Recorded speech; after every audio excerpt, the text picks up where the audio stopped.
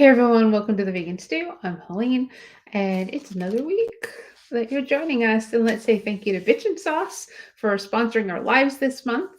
Absolutely amazing. Really cool to email with them because they're all about bitch and sauce and have a bitchin' day and the whole thing. If you haven't tried it, check them out in stores.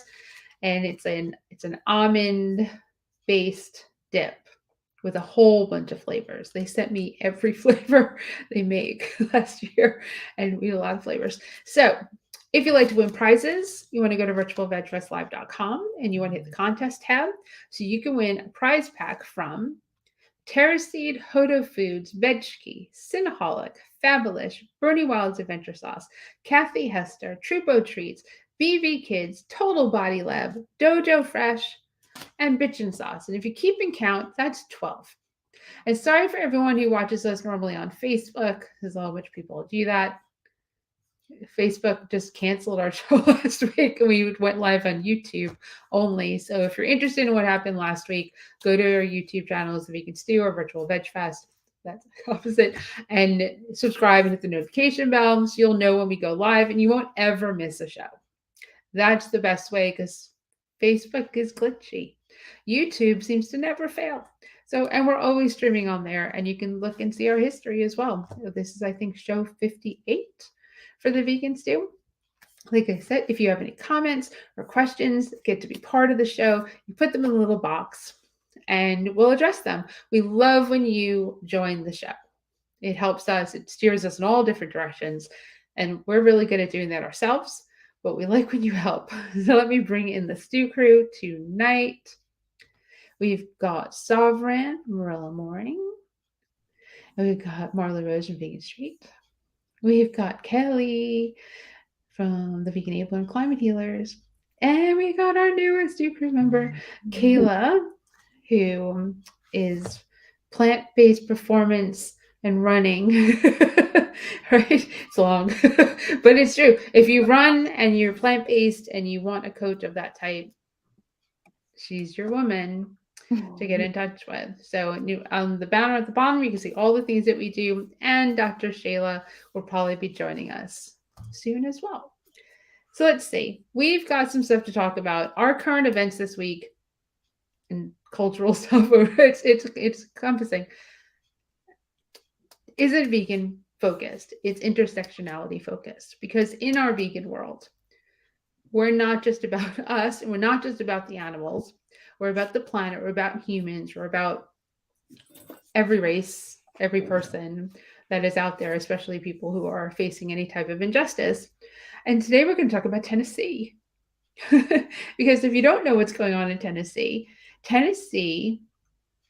representatives, officials, lawmakers decided to pass a law banning all drag shows except in a 21 and over, and there's probably more to it, but banning drag shows so children cannot see any type of drag.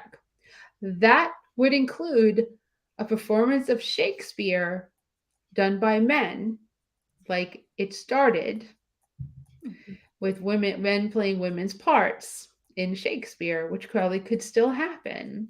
That would probably also include something like, what was Tootsie? Well, the show from Dustin Hoffman that was in, who played Tootsie, who played a woman and a man. If no children could go see the show Tootsie, if they have any type of Broadway in Tennessee, which I know they do, because you cannot see someone dress up as a woman who's not a woman in Tennessee now. And that's a problem because there's nothing inherently wrong with drag at all. And trans people, we'll go the whole gamut. They pretty much hate everybody in Tennessee, not everybody, because I know a lot of people live there and they kind of looking to move.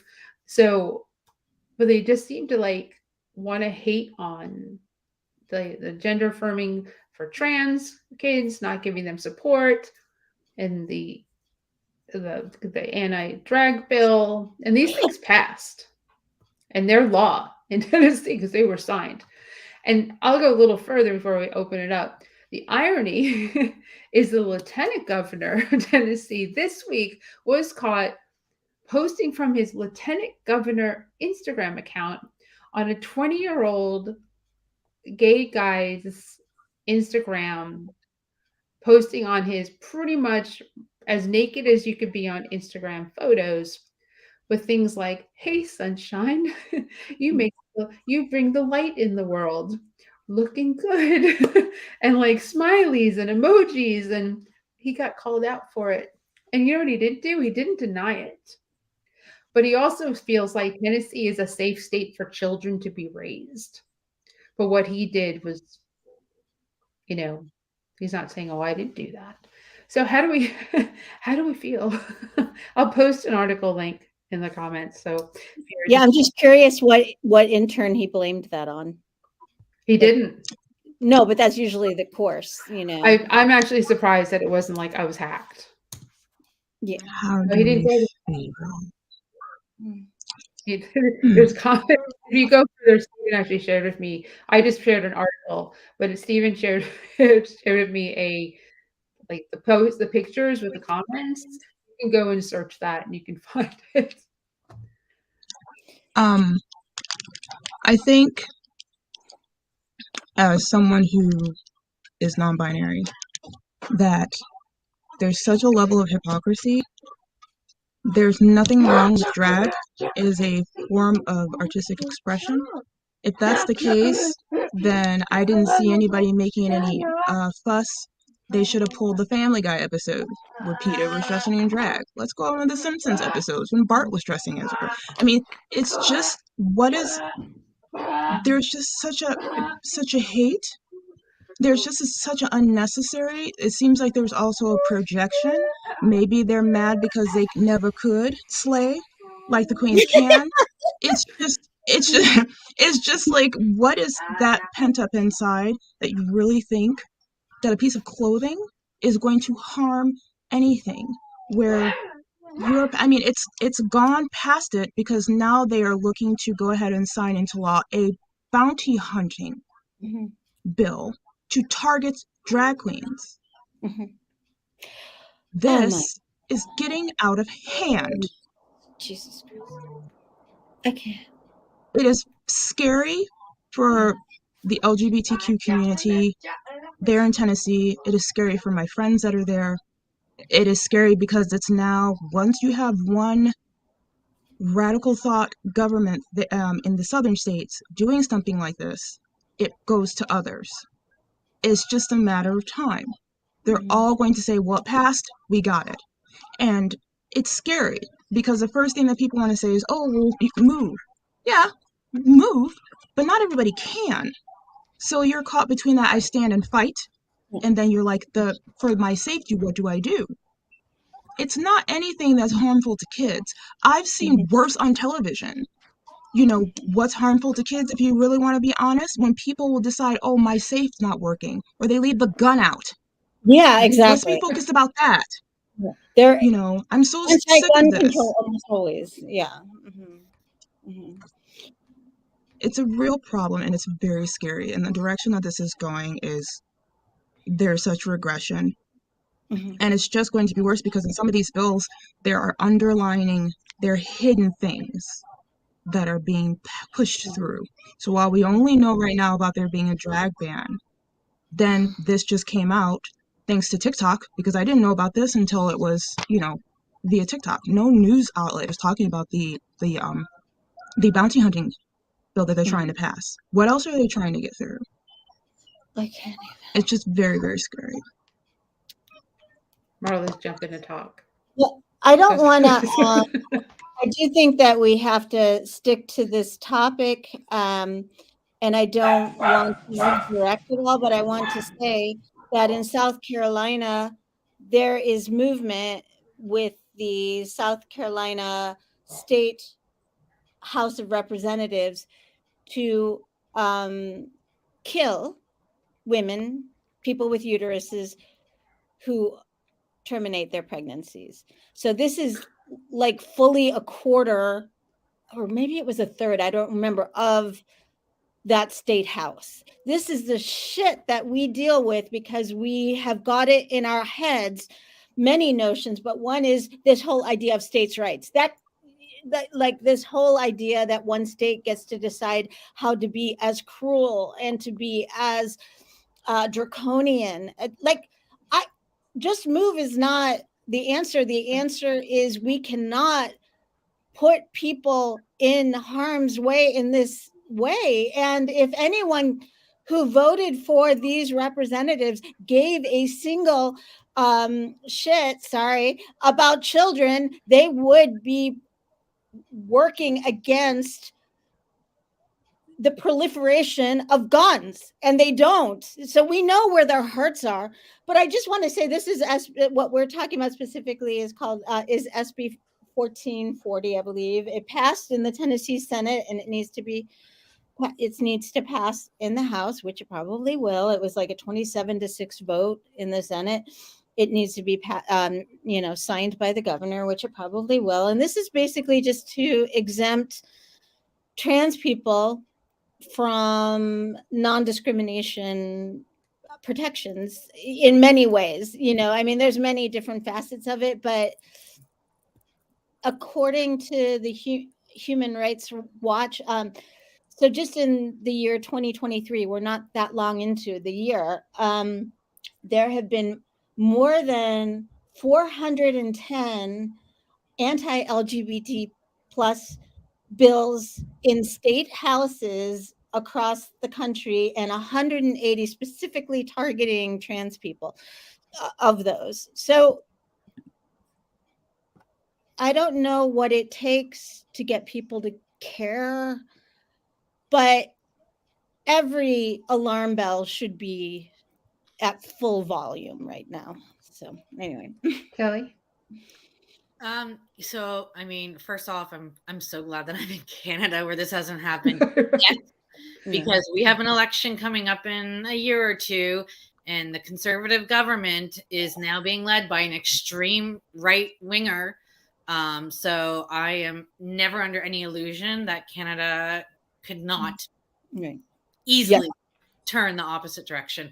Absolutely. But what gets me, so I do get this on my news though, and I think what bothers me the most is the word groomed.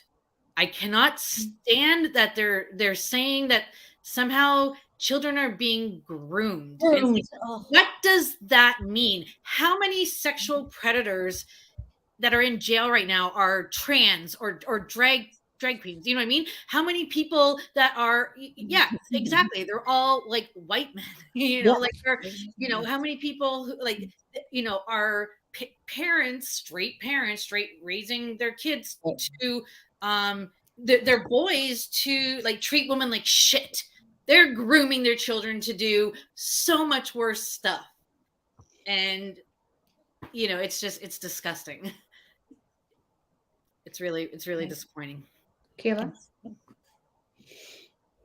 Yeah, I mean, I guess I agree with, everyone that said that it's very disappointing. And I think for me, it's just like, it's sad to see us go backwards. Like, it's like I feel like in the government and life, and sometimes even my own progress, it's like we make 2 steps forward and then 4 steps back. And that seems to be a common theme that I feel like is coming up and up and up with just so many different, things that we've been dealing with. So yeah, it's really disappointing and sad. I think Roe was the first time a civil right was actually rescinded.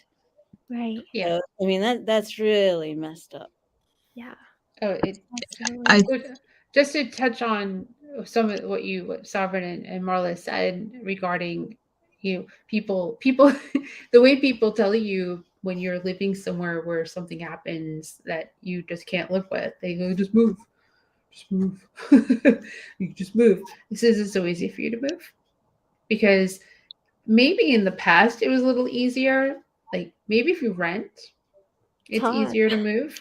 It's very hard. It's very hard. I move a lot, so I know. But it's not even the point though, right? Like, you shouldn't have to move to live in a place where your rights and liberties and safety is jeopardized. Like, we shouldn't have anywhere in this country where that is the case. Yeah. And the fact that it is the case, because we know it's the case because kids are harassed and bullied to the point where they take their own lives.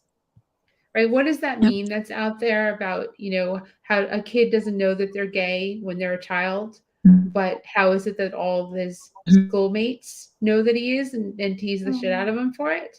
Mm. It's like, I wonder how that works, right? So kids know because they know, Mm-hmm. and we have to accept that, but we just can't. Mm-hmm. We when you see injustice, this is a vegan podcast. When you see injustice, you should speak up for injustice. And right now, there's injustice in the state of Tennessee. Well, there's injustice in almost every state that isn't democratic. So isn't a blue state, right? We're all supposed to be democratic, but you know what I mean? That isn't a blue state. But even New York's like really kind of messed up. And every it's state outside of urban areas, right. conservative, Like, I mean, even California, sorry. Yes, California has some areas, but it leans, every state has those areas. But I think that like more concerning than these people legislating, which is extremely concerning, is the fact that about half of our population supports this, and that is really scary. It makes me not want to ever leave my bubble. And then when you don't trust each other, and you shouldn't, it just makes us more and more isolated in our bubbles. And frankly, I love my bubble. I don't want to interact with people who would have pregnant people murdered. I don't. I don't want to. It's very concerning. This country's so messed up. It's going beyond even that. It is where they are now. One state has already made it a crime, and they're stopping for gender affirming care, healthcare. They are looking to get a list of. They're asking for schools and stuff to get a list of possibly to the arresting and pulling out of the houses children. This is Texas, who are right? trans, yes, and then the parents who may be trans parents or non-binary parents. Losing custody, right? What? Yes, losing custody. Sarah Huckabee Sanders is passing a law to defund public schools and to segregate schools that can to segregate special needs children, or children with disabilities. Monsters. All under the geist of because segregation works. We have no history in that, right? They're passing Jim Crow. Well, the whole thing about the history is people who believe what they believe are not getting educated, because when you live in the state of Florida and they want to remove all these things to educate you about what actually has happened in the past, and so that we don't repeat it, so the best people to follow people who are leading in a direction that is absolutely horrendous are uneducated people. Right. It's way easier to control the uneducated populace than it is to control an educated one. And boy, do you just look at Florida. Wow, we're just talking about every state tonight. Just look at Florida and the way that DeSantis wants to remove pieces of the education in their system, right? And there's a reason for that. Yes. If we keep you dumb, you'll follow. And to ensure the future Republican voter, sorry for anyone watching who's but like they're banning books like Maus, M-A-U-S, Maus, about the Holocaust. They're banning a version of the Anne Frank novel, memoir. They're banning, basically they've empowered these parents groups to say, well, I have a problem with this book because it makes white people look like they were racist, and it's not very happy, as though these people who are fine with children getting gunned down in schools give a single shit actually about children. Right. They Yeah, don't it's care. They don't care. They don't care. They don't care because they stop it. feel It's money. they're so It's what? money. Yeah, It comes money. down to money. But it and money and it's the being woke. No, it's being first and foremost knowing the difference between bullshit and the truth. You can't sugarcoat everything. You're going beyond just everything. You are installing where you are trying to, in Florida, to get rid of HBCUs, Alpha Kappas, all of that. You're trying to get rid of anything that is showing that is not a white person who is in evangelical or MAGA. Anybody who doesn't follow that, you're completely getting rid of them. You're trying to make it so that you've got children who are stuck where you are. You're fighting it because every generation brings change. Right. Every generation brings change. And children who are raised by millennials and Gen Zers, their kids are open. Their kids are loving. We don't give a shit about gender norms. My children don't. I don't pull that with them. No, they don't. They need to know that what is inside is what matters, not the color of your skin, not your disability. We don't do ableism. There's nothing wrong with being sensitive. There's nothing wrong with showing emotion. There's nothing wrong with that. There's so much toxicity that they're using that as a power play because a world that grows means that there are few of them and more of us, and they can't have that. And they will do it in any possible way that is just detrimental and damaging that they can get away with it. For you to actually pass a bill where you're like, is it okay to hang? That almost got passed. Can we put lynchings in? You want to do, killing by firing squad? States, What country is this this? whole thing goes back to a lot of compromises that were made after the Civil War with states' rights.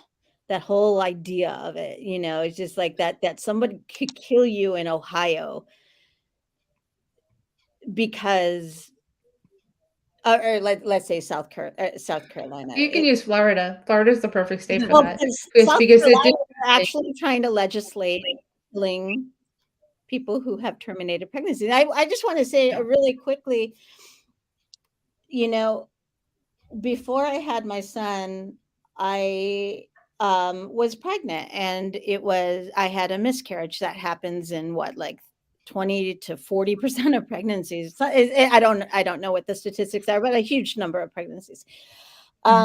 This was about 22 years ago. So anyway, the point is, it was what was considered an incomplete miscarriage in that there was still some tissue in my uterus. And so they had to use a DNC so that I, wouldn't get an infection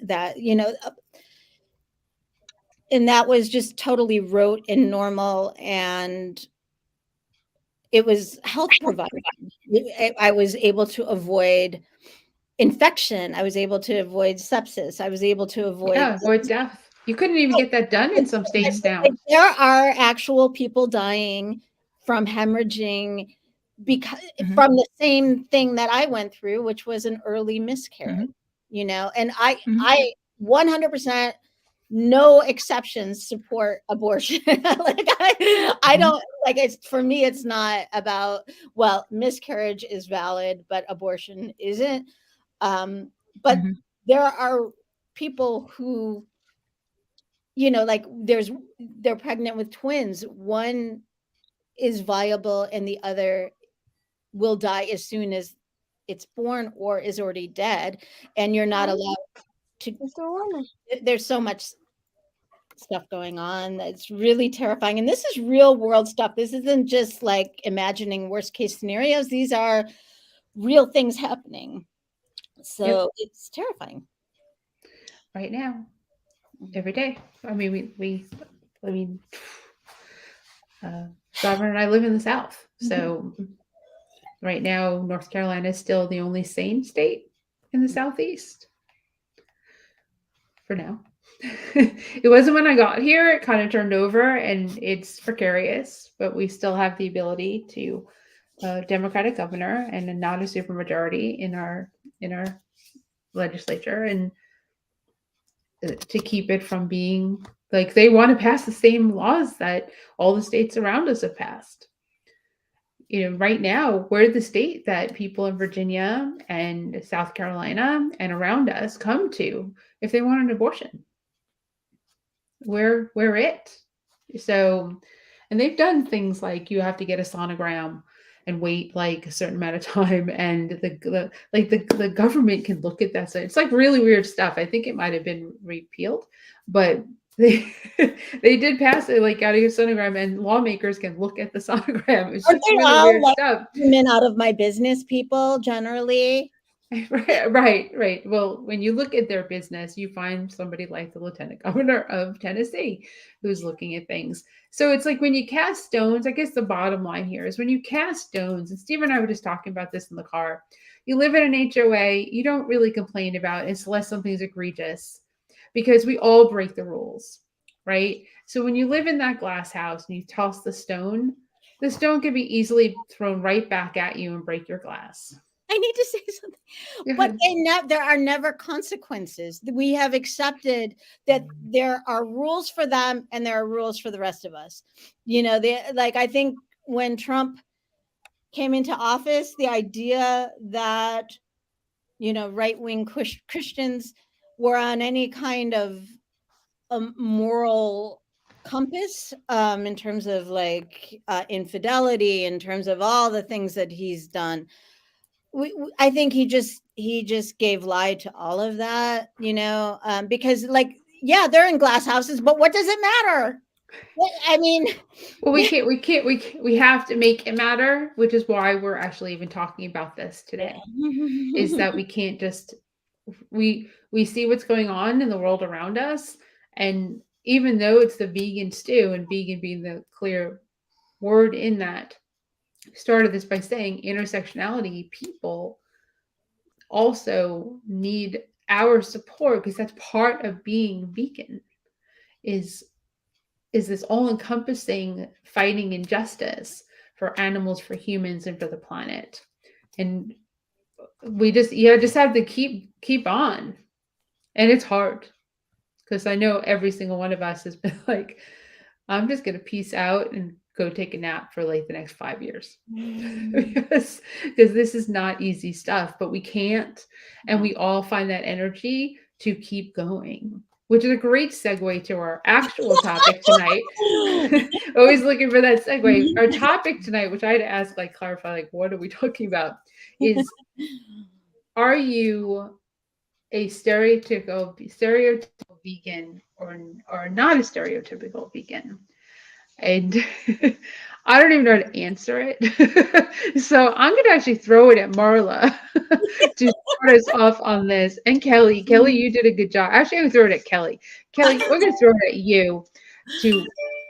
Well, I think most people probably think of vegans as like the crazy activists, right? You're on the street and you're holding a sign of a slaughtered animal and telling everyone they're awful, and that's actually me. I am an activist and I bear witness and I go to protests. So, I am like one of those people, and I am quirky. I've always been quirky my whole life, so I think I'm very much a stereotype of what people think when people are vegan, except I think the one thing I'm not is I'm not I go around and tell everyone I'm vegan.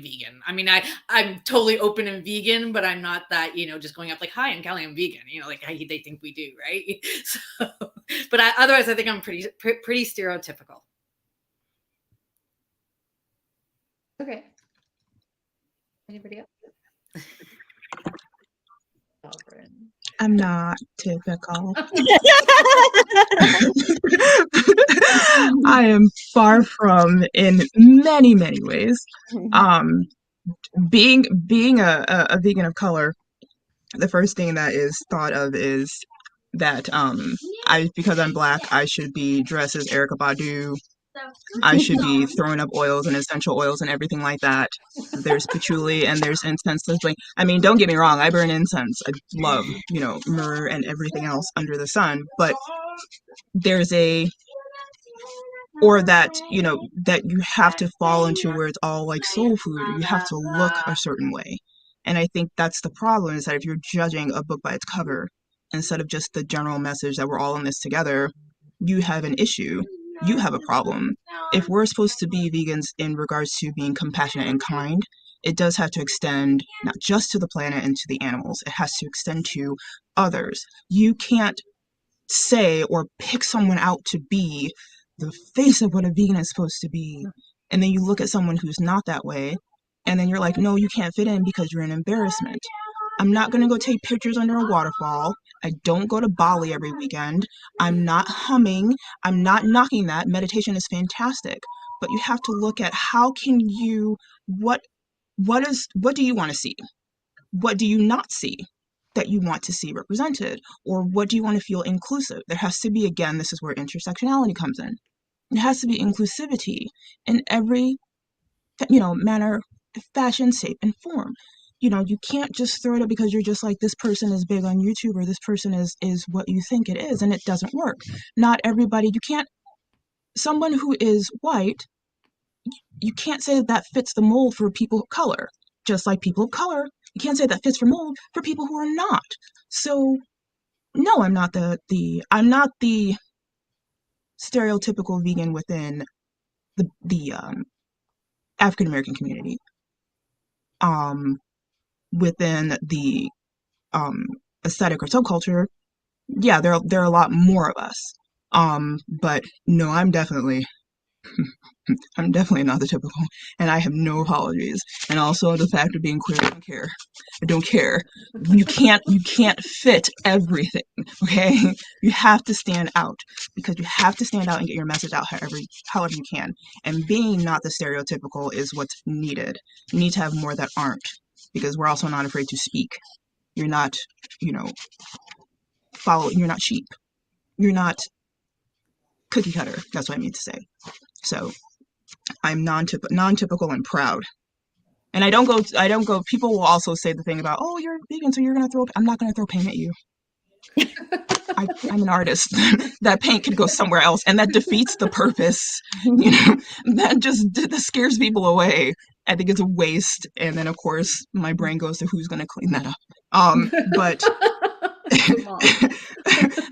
that's what they think. They think they're militant or paint, or what media will show is that we're like, here you go, and throw an egg or throw the paint. And, it's like, yes, you do have those that are very militant. You have those that are militant in a really great way, where you don't have to be super aggressive, but you can really get that people to think without having to go what people would automatically think is what we are seen as.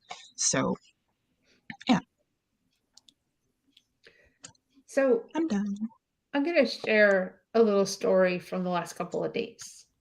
And it has to do with quote unquote influencer who's not vegan on Instagram, TikTok, Facebook, everywhere, with over 1 million followers on all the platforms. He went to one of our local restaurants and he reviewed them. He didn't have a good customer service experience at the restaurant. And he opted to say the food was an 8.5, but the customer service was so bad that I dropped it down to a 4. That's not the bad part. He then went and posted its own video about how horrible the customer service was. And here's where this stereotypical vegan and not vegan, or just stereotypical of people, and what's scary about the internet today, and how emblazoned people are because of the last 6 to 8 years of our lives, of having someone like Trump pretty much saying and doing what he wants and being absolutely horrendous and having absolutely no repercussions for his actions or the words, the racism, the bigotry, everything that spews out of these people's mouths. The restaurant started getting death threats, 1-star reviews when people have never been there, talking about the person who gave this person the bad customer service, phone calls, hang-ups, people walking and ordering food, not paying for it, threats, written calls, the whole gamut. How am I involved? Well, I got wind of it a couple of days ago. on a rainy, cold day here in North Carolina. I don't leave the house on rainy, cold days. I ordered food from the restaurant and went to the restaurant and talked with the person who owns the restaurant. I've known since they've opened the restaurant. Pre-opening the restaurant, I've known these people, and we cried because social media is horrendous. And we've said this many times on the show.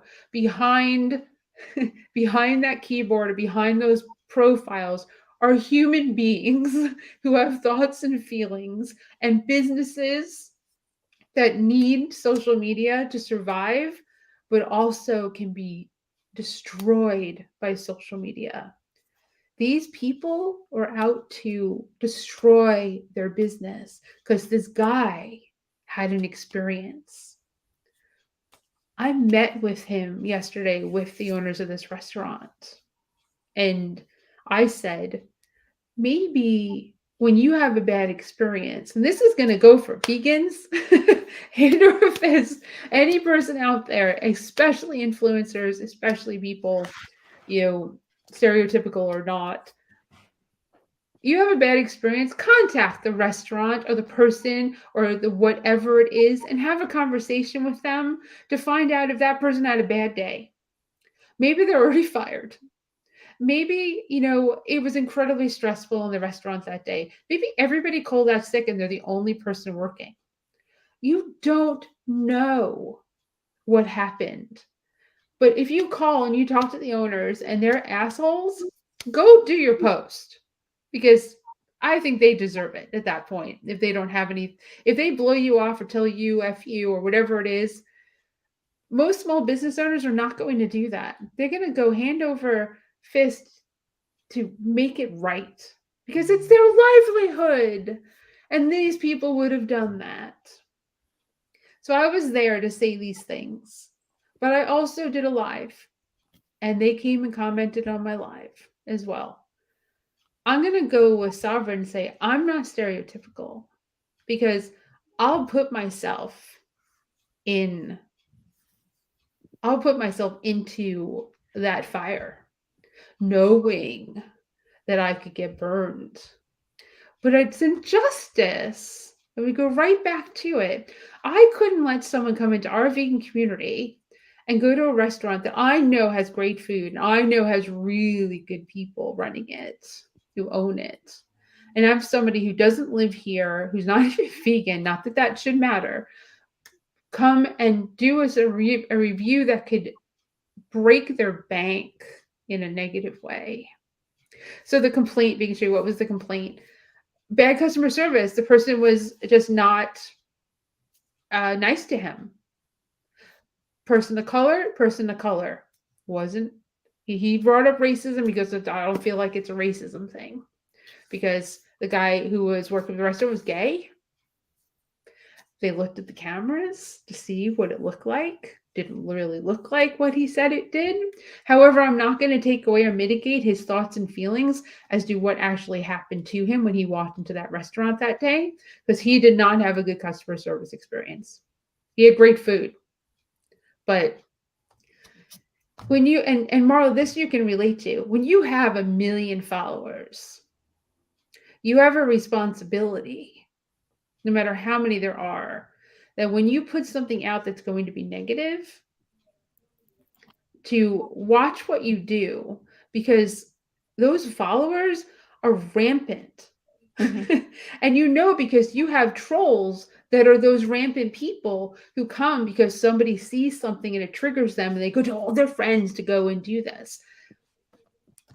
Don't do that. And I know this is kind of hijacking this a little because it's a current event for me. But if you want to be like against the grain, stand up and speak up, because I feel like that's what we kind of have to do in this world. It was really, he did a retraction video-ish today. I don't feel like it went far enough, but he told his followers to stop. And there's still comments in there. They're like, they're going to close. And it's like, what is wrong with you? There's just so much hostility and animus. And I think to me it's part of the same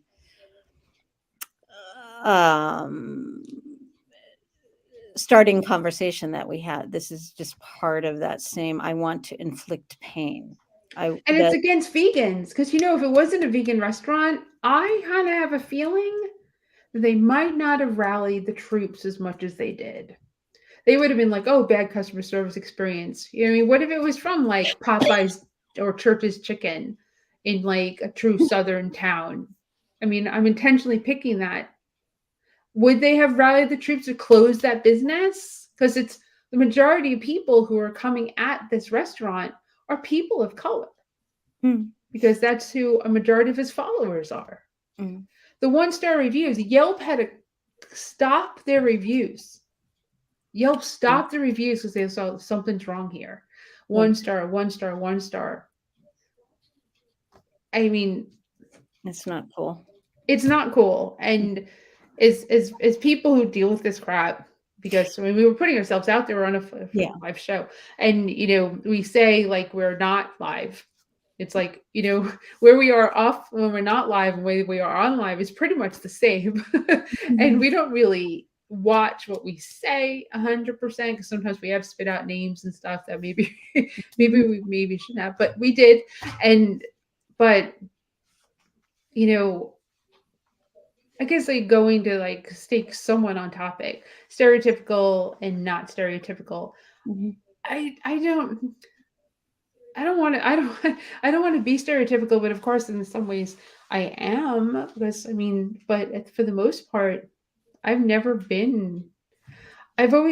been on my own path, and I'll continue to be on my own path, because that's the one I'm paving, not the one I'm not following your path.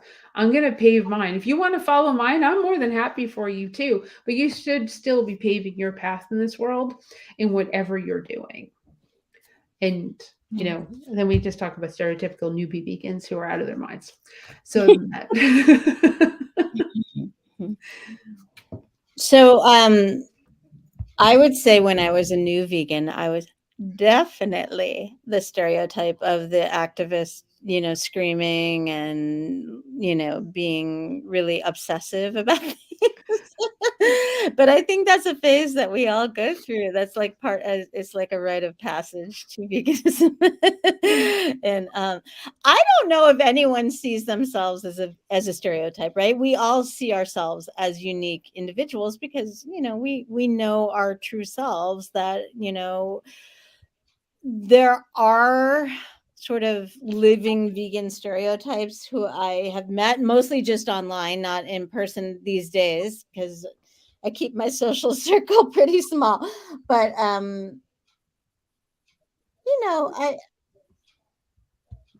like I said, I think that's a phase people go through. Like if you scratch below the surface, all of us have interests outside of veganism. All of us have things that we love that don't necessarily connect directly with veganism. Some people are more conservative. Nobody on this podcast that I know, but we're all on a spectrum, right? But I think I guess I've never really in person, maybe online here and there, but I've never really in person had someone say, you're a vegan stereotype. So, I don't know if that means anything or not.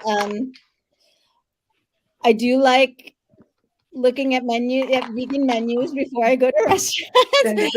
I love nutritional yeast. I, every time I see vegan referenced anywhere. I love little animals. I love big animals. But in other ways, like, I love embroidery. I love reading novels. I love listening to true crime podcasts. So like, where does that fit into the stereotype? So I think we're all, you know what I mean? Nobody's a true vegan stereotype unless you're real new at it and most likely real young.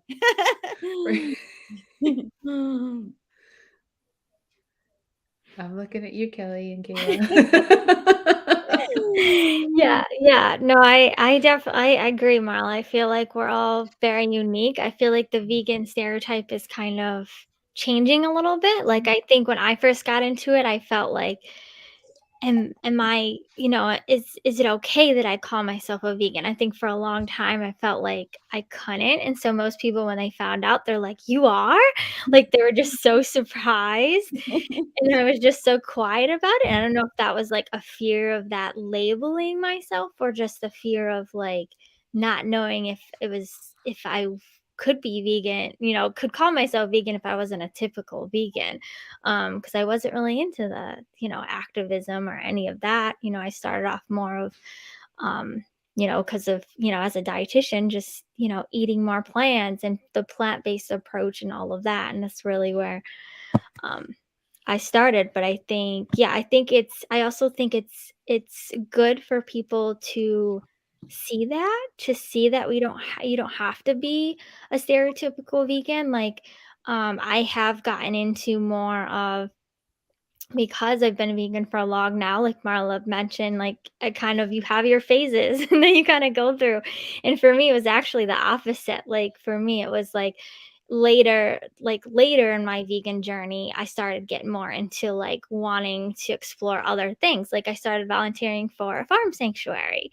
And then like trying to bring people there and like, hey, you should come here and, learn about how they save the animals and why we do it and all this stuff, right? And so I think it's good for people though to see that you don't have to be a typical vegan to to either eat vegan or be vegan, as in like, wanting to help the environment or animals or whatever it is, right? I feel like it's good for people to see that, that more people are less typical and we don't have to be typical vegan. Because I think when people do think of a typical vegan, they're like, no, I don't want to, I don't want to be that person.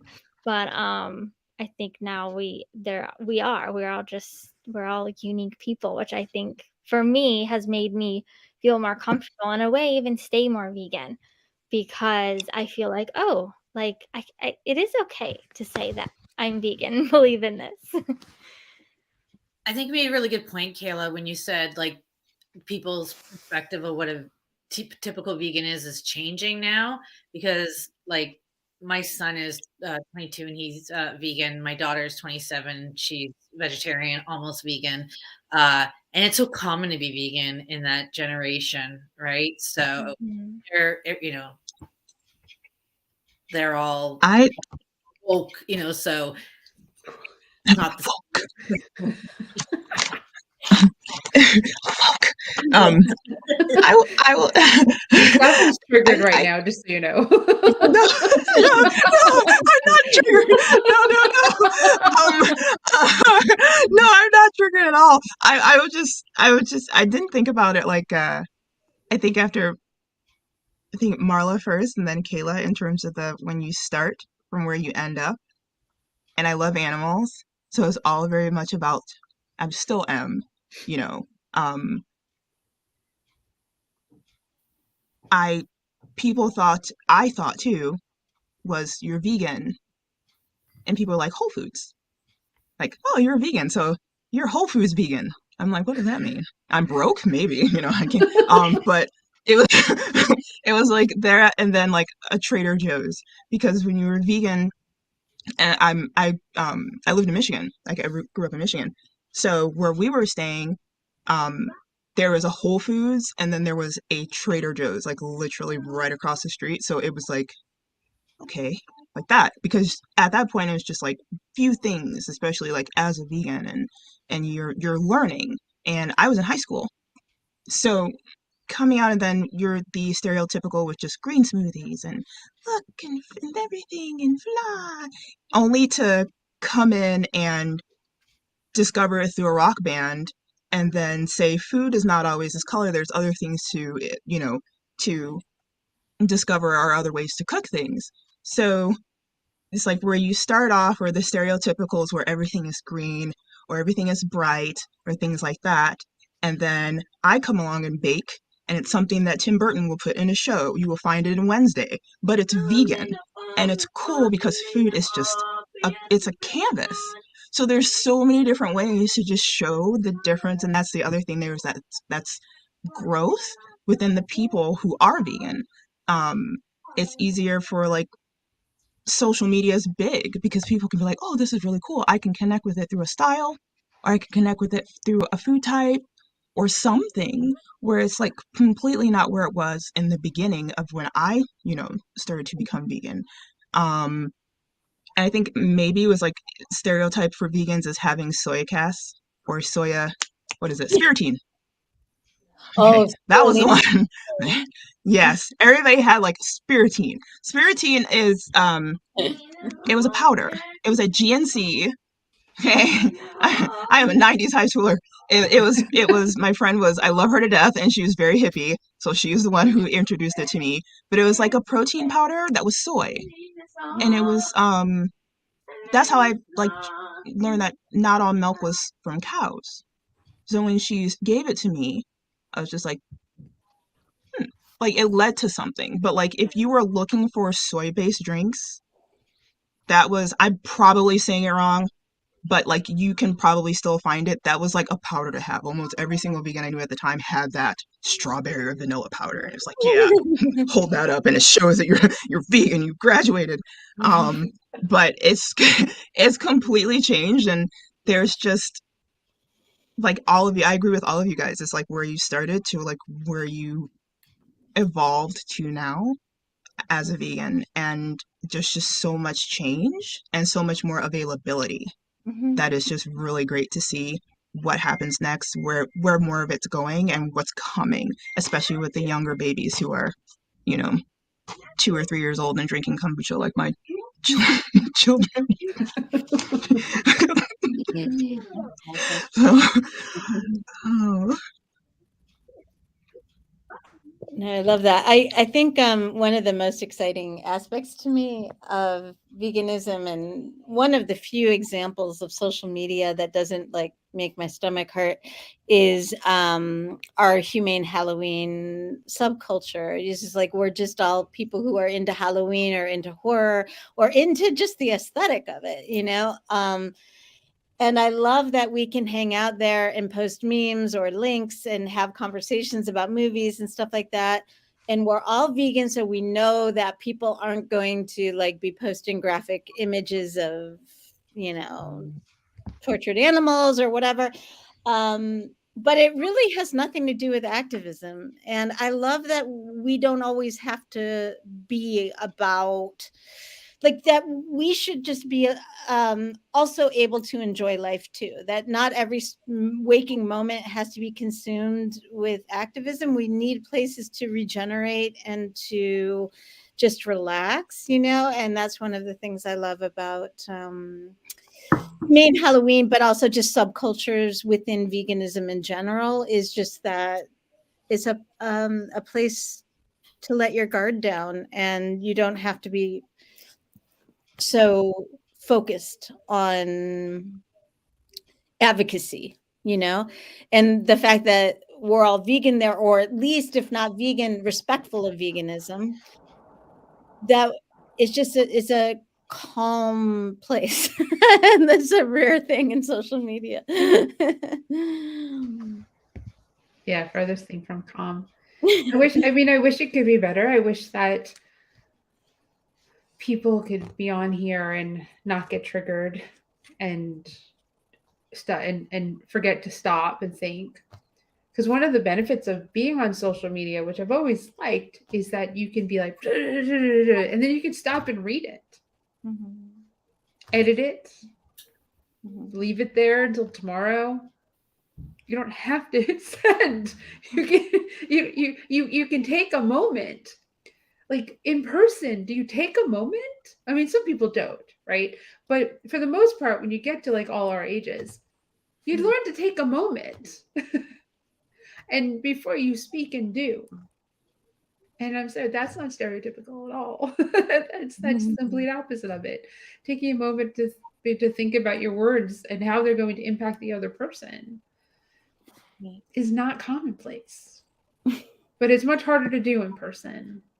So people just don't say, they don't speak.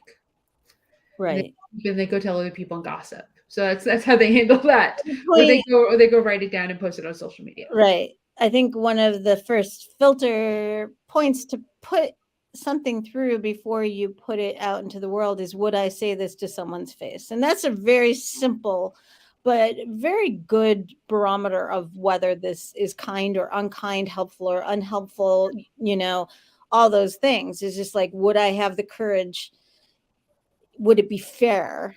You know, all these other, you know, things. And if not, then just don't hide behind your screen, you know. And, you know, what we experience much more than anything is people who are triggered about vegans, who are coming. It's not so much vegans who are triggered by seeing this image or that, you know, it's people who are angry that we exist, quite simply, you know. And Like drag queens, like trans people, like gay right. people, like they're just triggered by the fact that there are people out there that aren't like them. Right. But the thing is that, you know, I don't remember what the phrase is, but it's something like, when conservatives accuse you of something, is always projection, you know. And so like when they are accusing you of, you know, being a snowflake, they're showing up on my social media and accusing me of being triggered. Nobody's summoned them, you know. They're obviously triggered enough that by a vegan page existing and posting our content, that they showed up just to troll. So I just like, it's comical if it's not, but it is a huge time suck and emotional. Like, I don't take the things they say to heart at all, but it still has a toll, because it requires time, it requires energy to sift through what's trolling and what's legitimate, you know, and they know that. But yeah, it's exhausting. Yeah. There's justice. That's the beauty of memes and gifs. And just when you don't want to say anything, find the right meme or find the right gif and post it, or just be or I'm just like, aw, you It's tried like it. You really thought you ate that. The reason vegans is because the whole page is meme. And recipes.